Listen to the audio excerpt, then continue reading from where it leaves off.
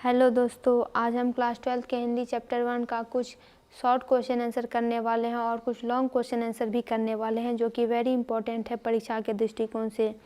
तो first question है कि हिंदी में आलोचना का जन्मदाता किसको माना जाता है?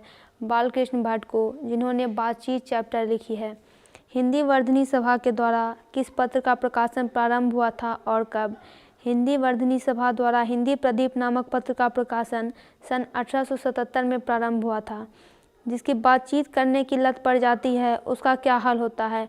लत पड़ जाना यानी आदत हो जाना, तो वह इसके पीछे खाना पीना भी छोड़ देता है, ऐसा लेखक का मानना है और इस चैप्टर में इसका जिक्र आया है। गर्म दूध और ठंडे पानी के दो बर्तन सटाकर पास पास रखे जाएं तो इसका क्या परिणाम होता है? तो दूध ठंडा हो जाता है और पानी गर्म हो जाता है। दो बूढ़ियों की बातचीत का मुख्य प्रकरण क्या होता है, यानी थीम, मुख्य विषय क्या होता है, किस विषय पर वह बातचीत करती है? तो यदि उनके पास बहू बेटा है तो यह प्रकरण बहू और बेटे की शिकायत पर ही टिका रहता है। बालकृष्ण भट्ट को हिंदी का एडिशन और स्टील किसने कहा है? तो आचार्य रामचंद्र शुक्ल ने।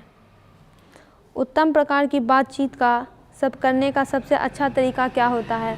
तो हम वह शक्ति अपने में पैदा कर सके कि अपने आप से बात कर लिया करें।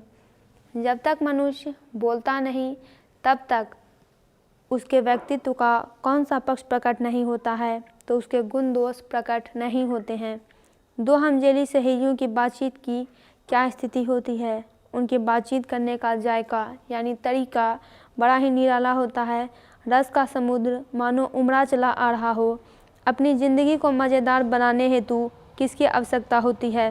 तो जहाँ खाने पीने, चलने फिरने आदि की ज़रूरत है, वहीं बातचीत की भी माती आवश्यकता है। जिस प्रकार से मनुष्य के लिए खाना पीना ज़रूरी है, चलना फिरना ज़रूरी है, उसी प्रकार बातचीत करना भी बहुत ज़रूरी है। बालकृष्ण भट्ट द्वारा रचित निबंध बातचीत के केंद्रीय भाव को स्पष्ट कीजिए, यानी इस कहानी का सेंट्रल आइडिया क्या है? इस कहानी के सेंटर में कौन सी बात कही गई है? तो बालकृष्ण भट्ट जी के निबंध बातचीत, ऐसा क्वेश्चन पूछा जा सकता है कि बातचीत जो है किस विधा की रचना है? तो बातचीत निबंध है। बातचीत पर विचार किया गया है। हम सारी क्रियाओं का आधार वार्तालाप ही है। हमारी सारी यानी हम जितने भी क्रियाकलाप कर रहे हैं, इस युग में जितने भी काम हो रहे हैं, उन सब का आधार बातचीत है। सब कुछ बातचीत पे ही हो रहा है। जैसे कोई मेल भी है तो उसमें भी किसी के बातचीत की ही चर्चा की गई है। कोई व्यक्ति बोलता है, दूसरा उसको लिखित फॉर्म में या फिर साउंड फॉर्म में उसको सुनता है। यह भी महत्वपूर्ण तथ्य है कि व्यक्ति को अपने आप में एक ऐसी शक्ति अर्जित कर लेनी चाहिए जिसके आधार पर वह किसी भी विषय या वस्तु पर अपने आप से ही बात कर सके। अपने आप बात कर लेने का भाव यह है कि आपसी वार्तालाप में शैली व्यवहारिक और रुचिपूर्ण भी होनी चाहिए।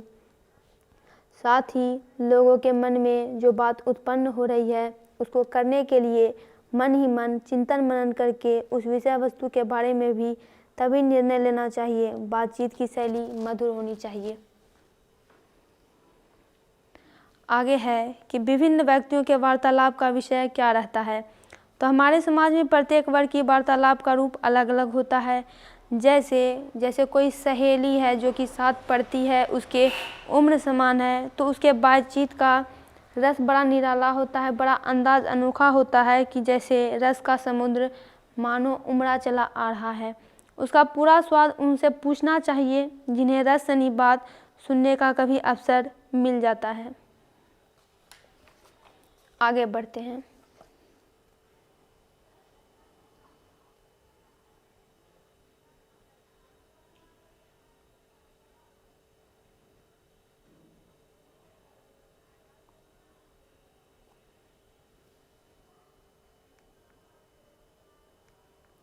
आगे है कि दो बूढ़ियों की बातचीत का मुख्य प्रकरण बहू बेटी वाली हुई तो अपनी बहुओं या बेटों का गिला शिकवा होगा, या वे बिरादरी का कोई ऐसा प्रसंग छेड़ देंगी कि बात करते करते अंत में खोड़े दांत निकाल झड़कने लगेंगे। यानी अगर कोई बूढ़ी व्यक्ति है, बूढ़ी आदमी है, वो किसी की बात कर रही है तो अपने बहू बेटे की बिरादरी की शिकायत करती है, गुस्सा दिखाती है।